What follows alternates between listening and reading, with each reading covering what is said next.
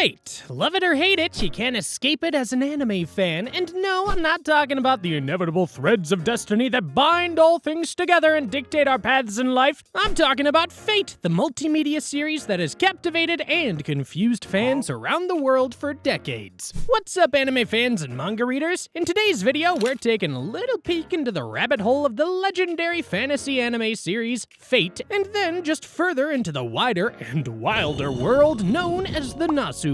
Whoa, the Nasuverse, you ask? What the heck is a Nasu, and why is there an entire universe named after it? Well, that's what we're here to explain. Unlike most other anime series, the story of Fate begins not in a manga, but in a peculiar form of media. The final boss for all sources for anime adaptations, a medium so niche and so specific that anyone who's not deeply engrossed in weeb culture will have absolutely no idea what you're talking about. A visual novel. Despite how it might sound, a visual novel is not a graphic novel or a comic book. It's a bit more complicated than that. A visual novel is essentially a style of interactive digital storytelling typically connected to video games that merges written narratives with either static or animated images, providing different degrees of player engagement. Think of them as interactive illustrated novels where the reader's choices determine at least some of the outcomes in the overarching narrative. So, a weird hybrid between a book and a video game. The most unique property of visual novels is the divergence of the narrative. As I said, every choice the player makes has a different outcome to greater or lesser degrees, all driving the story to one of multiple distinct endings. Granted, the level of narrative divergence is controlled to some extent. No visual novel has infinite choices or endings, but you'd be surprised how much the available choices in some of these stories differ from one another.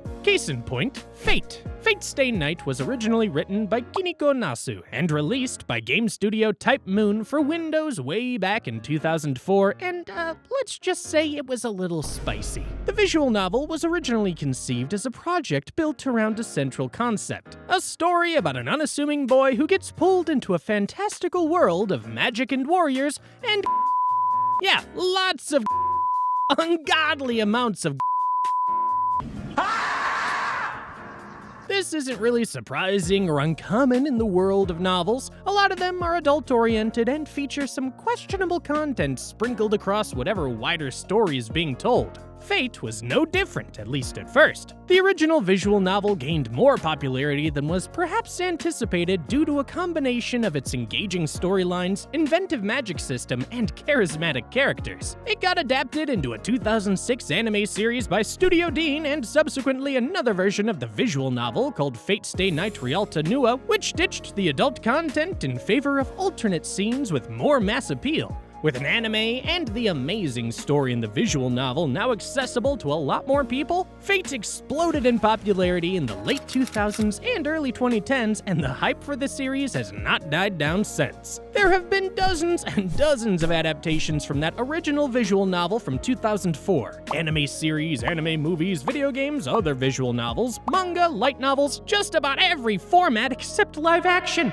As you can probably guess, this has led to unprecedented amounts of confusion when it comes to picking up the series. The question, where do I start, probably pops up more times when it comes to Fate than any other series I know about. We'll try to answer that question in a little while, but first, I'm sure you're wondering, what even is Fate about? The answer to that question is also complicated. It really depends on which one of the 24 adaptations of the series you're referring to. In the broadest sense, Fate follows a series of brutal events known as the Holy Grail Wars, involving characters known as Masters who summon heroic spirits from ages past called servants to do the fighting for them. Whoever wins the Holy Grail Wars wins, well, the Holy Grail, which in this universe is a mythical artifact that grants the wielder whatever their heart desires. Every single entry in the Fate series revolves around the Holy Grail Wars in some capacity, and the central conflicts usually exist between the Masters and their fellow contestants, or perhaps more interestingly, the Masters and their own servants. That's right, the heroic spirits summoned to take part in the Holy Grail Wars are not always willing participants.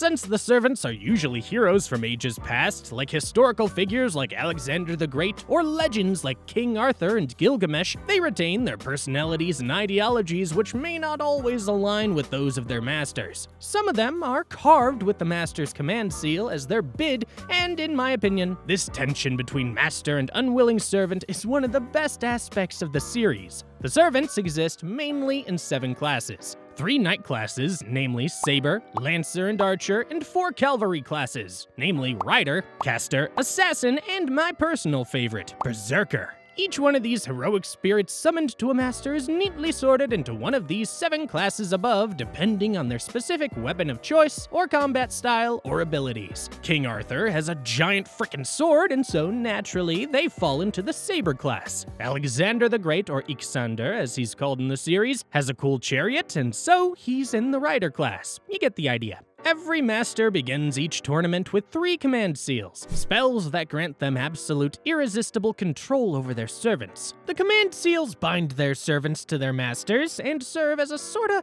backdoor to override any of the servants' autonomy at that moment, no matter how far apart they are from each other. The more specific the command, the more effective it is, and even more so when the servant willingly chooses to be used as an instrument of their master's will. A pretty effective trump card, sure, but masters have to be careful not to use all 3 seals if they can help it, as the seals are the only thing ensuring that a servant obeys their orders. This balances out the scales in the dynamic. Okay, now that we have a good sense of the general idea of Fate, where do you start? What is the best way to experience the full scope of the Fate universe in all of its glory? Do you have to watch them chronologically? Do you have to play the games? Do you need to watch the 7,000 spin-off series spawned from the original?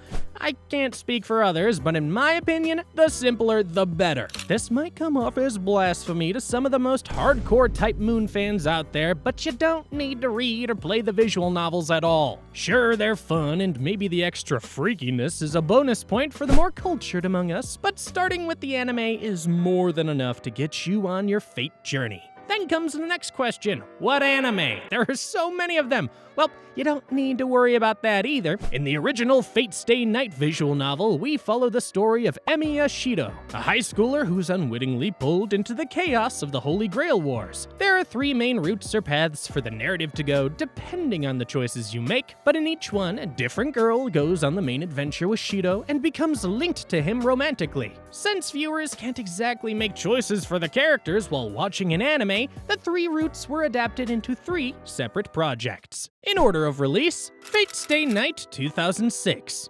The original anime adaptation by Studio Dean retells the story of the first route and serves as the best introduction to the series. You'll gain an understanding of masters, servants, and the intricacies within the world of Fate. The anime is a little more dated than the more recent adaptations done by the incredible Ufotable, the studio behind Demon Slayer, which makes the contrast all the more jarring. However, this is the only anime that adapts the first route, and it focuses on Saber, a very important and perhaps the most popular character in the Nasuverse, and it contains important character moments for her. The theme of the Fate route is seeing oneself as an ideal. Fate Stay Night Unlimited Blade Works 2014.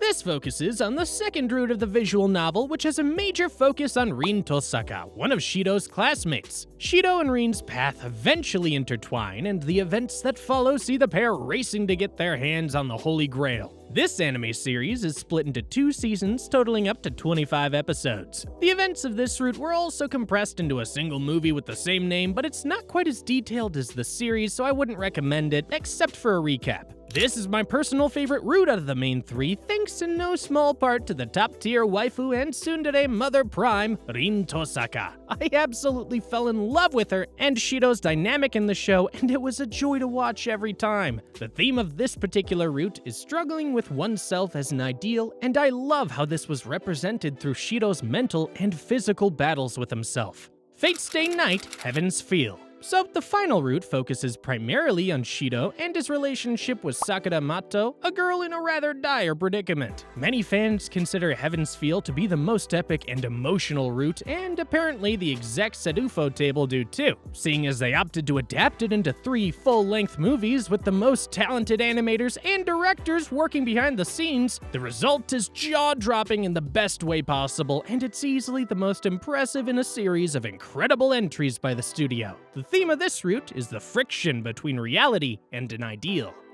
Then there's Fate Zero. Unlike the other three routes focusing on Emi Ashido, Fate Zero was not adapted from the original visual novel. It was instead adapted from a light novel by Gen Urobuchi, the guy behind Psycho Pass and Madoka Magica, and you can tell, Fate Zero is a grittier, grimier prequel to the Stay Night series, telling the story of Emiya Kiritsugu, Shido's dad, and his experiences during the Fourth Holy Grail War. Zero is often lauded as the best written show in the whole series, and it's kinda hard to argue with that. It easily has the best cast of characters, and the stakes never feel quite as high in the other series as they do here. Despite being a prequel, it's far better to view Fate Zero after the events of Stay Night, as the latter provides much-needed context into the mechanics of the world of Fate. As for the other spin-offs, well, the world is your oyster. Most of them are one-offs taking place in alternate realities or different periods and focusing on side characters from the mainline series. While they're all very entertaining, I wouldn't classify any of them as crucial to the main plot. Fate Grand Order, meanwhile, is its own entirely different thing. It's adapted from a mobile game and has its own lore that would require a whole nother video to explain, and characters mostly divorced from the main series.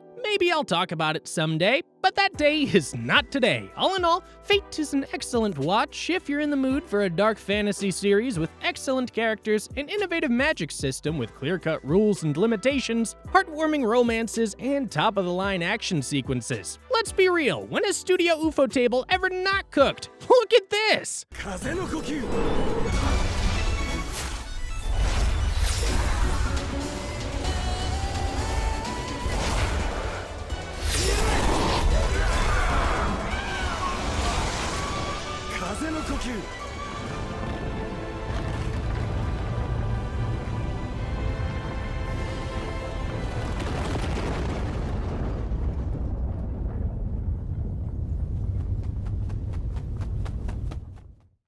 It might seem a little daunting to get into at first, but I hope this video helps smooth things out a little and gives you the push to finally give this phenomenal series a try. You'd be surprised how easy it is to fall into the rabbit hole. Anyway, that's all we have for today, folks. Do you agree with our analysis? Maybe there are some cool facts about Fate that I left out. Let me know what you think in the comment section below. Please subscribe if you haven't already and ring the notification bell to get regular updates on new videos. I make awesome anime and manga content like this every week, so be sure to check them out. Thanks for watching, and bye for now.